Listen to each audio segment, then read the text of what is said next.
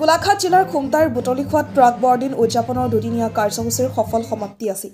প্ৰাক বৰদিন অনুষ্ঠানৰ সমাজকৰ্মী সন্মিলিত শুভবাৰ্তা সমাজৰ সভাপতি অমৃত নাগ, অনন্ত কুমাৰ দীপ, অৰুণ সংখ্যাকে প্ৰমুখ কৰি বহুকেইজন গণমান্য ব্যক্তি উপস্থিত থাকে।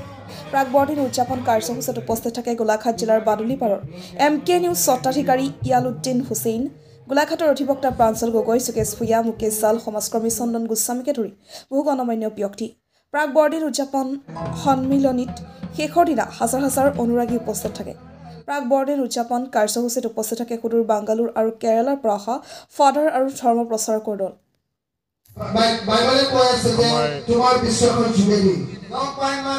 প্ৰাক বৰদিন উদযাপন সমিতিৰ কৰ্মকৰ্তাসকলৰ লগতে সমূহ ৰাইজক লৈ মই ধন্যবাদ জনাব বিচাৰিছোঁ আৰু অসমবাসীৰ ৰাইজক ক'ব বিচাৰিছোঁ, আমি যোৱা 7 তাৰিখৰ পৰা আজি এই 8 তাৰিখলৈকে প্ৰাক বৰদিন উদযাপন কৰিছোঁ। এই প্ৰাক বৰদিন উদযাপন কৰি খুবেই ভাল লাগিছে আৰু এই প্ৰাক বৰদিন উদযাপন কৰাৰ দ্বাৰাই আমি সমূহ ৰাইজক জনাব বিচাৰিছোঁ যে সমগ্ৰ পৃথিৱীৰ সৃষ্টিকৰ্তা পৰমপিতা ঈশ্বৰ জীৱাৰ পুত্ৰৰ জন্মৰ শুভ বাতৰি আমি এই প্ৰাক বৰদিন উদযাপন কৰাৰ দ্বাৰাই আমি সমূহ ৰাজ্যক অসমবাসীক দিব বিচাৰিছোঁ। আৰু যিজন ঈশ্বৰে আজি সমগ্ৰ পৃথিৱীৰ উদ্ধাৰকৰ্তা ৰূপে জন্মগ্ৰহণ কৰিছিল আৰু কেইদিনমান পিছত অহা 25 তাৰিখে আমি তেওঁৰ জন্মদিন উদযাপন কৰিম। তাৰ আগমুহূৰ্তত আমাৰ প্ৰাক বৰদিন উদযাপন সমিতিয়ে যি সুন্দৰভাৱে এই প্ৰাক বৰদিন উদযাপন কৰি আজিৰ শেষ দিনৰ এই শেষ নিশাত আমি উপনীত হৈছোঁ। সেয়ে মই তেখেতসকলক ধন্যবাদ জনাইছোঁ। আৰু আজি এই প্ৰাক বৰদিন উদযাপনত আমি শেষ ভাগত উপনীত হৈছোঁ। প্ৰায় 1500 মানুহৰ মাজত আমি এই সমাগম হৈ এই প্ৰাক বৰদিন উদযাপন কৰিবলৈ পাইছোঁ। গীত মাত উল্লাস মালসেৰে আজি এই প্ৰাক বৰদিন উদযাপন কৰি খুব ভাল লাগিছে। আগন্তুক বছৰত পাম নে নাপাম তাক নাজানো, হ'লেও এই বছৰ আমি এই আনন্দ যি উপভোগ কৰিছোঁ সেই মহান জনাৰ সৃষ্টিকৰ্তাক আমি ধন্যবাদ জনাইছোঁ আৰু এই প্ৰাক বৰদিন উদযাপন কৰা সমিতিকো ধন্যবাদ জনাইছোঁ। এইদৰে আশা কৰিছোঁ আগন্তুক বছৰো এইদৰে প্ৰভুৰ জন্ম উৎসৱ এই প্ৰাক বৰদিন উদযাপন কৰাৰ দ্বাৰাই সমগ্ৰ অসমবাসী তথা সমগ্ৰ পৃথিৱীক এই সুবাতৰি যাতে জনাব পাৰে ইয়াকে লৈ মই ধন্যবাদ জনাই আদিকৰ চেনেলৰ জৰিয়তে অসমবাসীক আমি পবিত্ৰ বৰদিনৰ শুভেচ্ছা জনাইছোঁ। আৰু যোৱা 7-8 তাৰিখে আমি গোলাঘাট জিলাৰ ৰঞ্জিত ক্লাব খেলপথাৰত আমি যি প্ৰাক বৰদিন উদযাপন কৰিলোঁ। আপোনালোকে নিজে প্ৰত্যক্ষ কৰিছে, ইয়াত পাৰ ভঙা জনগণ ইয়ালৈ ওলাই আহিছে, বিভিন্ন জাতি জনগোষ্ঠীৰ লোকবিলাকে ইয়ালৈ ওলাই আহিছে আৰু সকলোৱে মিলি আমি একেলগে প্ৰাক বৰদিনৰ মহা আনন্দ আমি উপভোগ কৰিছোঁ। আৰু বিশেষকৈ প্ৰাক বৰদিন বুলি কোৱাৰ লগে লগে আমাৰ মনলৈ এটা কথা আহে যে আপোনালোকে জানে যে ডিচেম্বৰ মাহ সোমোৱাৰ লগে লগে খ্ৰীষ্ট ধৰ্ম বিশ্বাসী লোকসকলে পবিত্ৰ বৰদিনৰ কাৰণে সাজু হয়। বিভিন্ন কাপোৰ কানি পিঠা ইত্যাদিৰে আমাৰ সাজু হ'ব লগা হয়। আৰু পবিত্ৰ বৰদিনটো যাতে উলহ মালহেৰে পালন কৰিব পাৰোঁ তাৰ প্ৰস্তুতিৰ সূত্ৰে আজি আমি প্ৰাক বৰদিন দুদিনীয়া কাৰ্যসূচীৰে আয়োজন কৰিছোঁ।